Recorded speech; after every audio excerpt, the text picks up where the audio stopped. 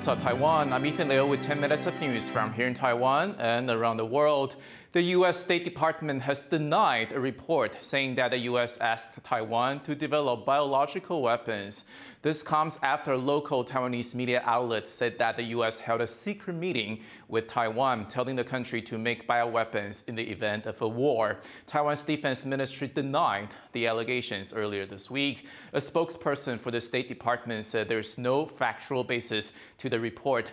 They add that the U.S. was one of the first signatories of the UN Biological Weapons Convention in 1972. Taiwan heads to the polls in January for crucial presidential and legislative elections. Many citizens living abroad will return to vote in person. But for many who didn't come back during the pandemic, their registrations may have lapsed. Bryn Thomas has more.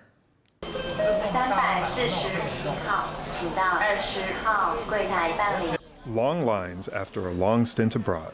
These people are just a few of the 160,000 Taiwanese citizens expected to renew their household registration this year. They need to do so in order to be able to vote in the country's presidential and legislative elections in January next year, and the deadline is Thursday this week. Taiwan's presidential election is no less important for people who live outside the country.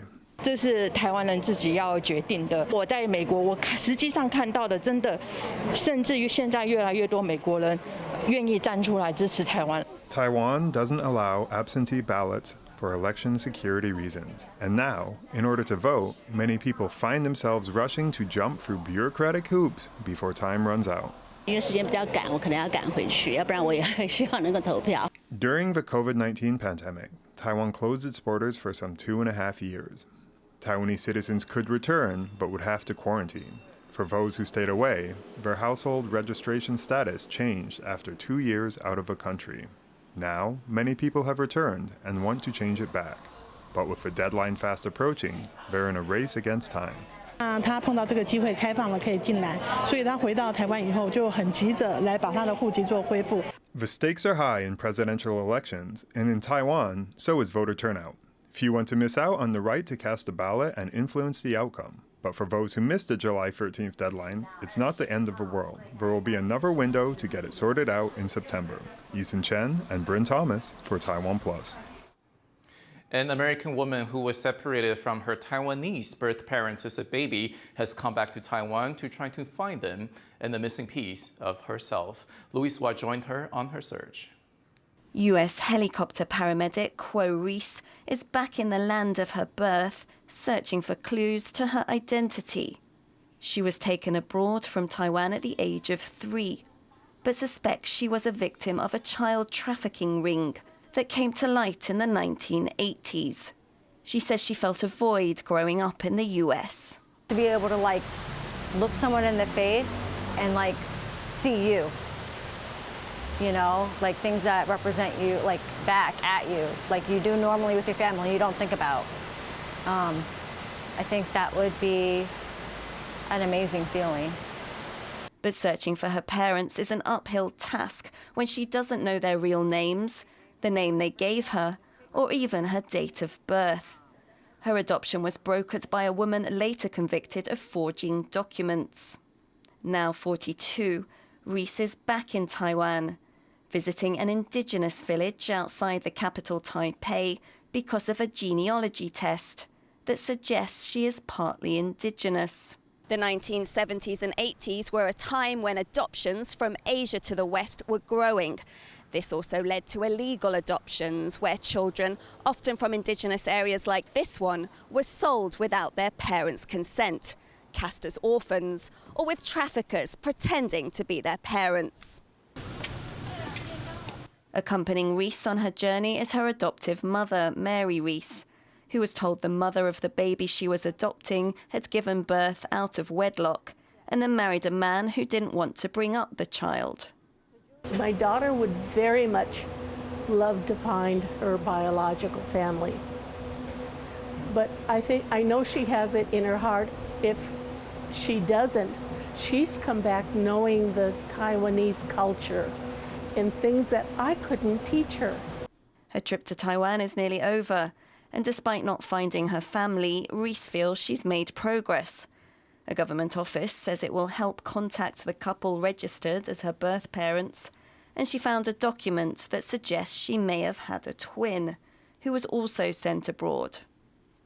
Reese is also given a DNA swab that will be added to Taiwan's police system, possibly helping to identify someone from her family.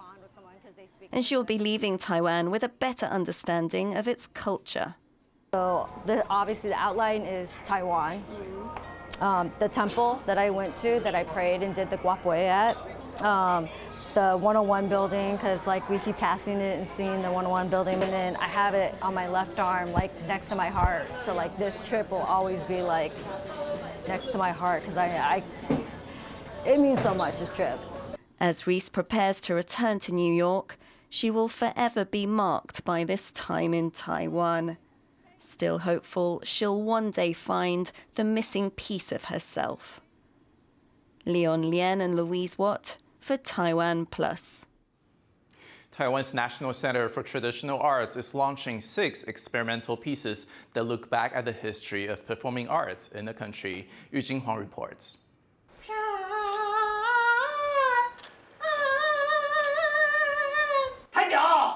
A song interrupted, much like traditional performing arts hitting obstacles in a contemporary world. It's one of the 6 pieces for Taiwan's National Center for Traditional Arts Keep on Dreaming project, which challenges artists to refresh old art forms with new elements.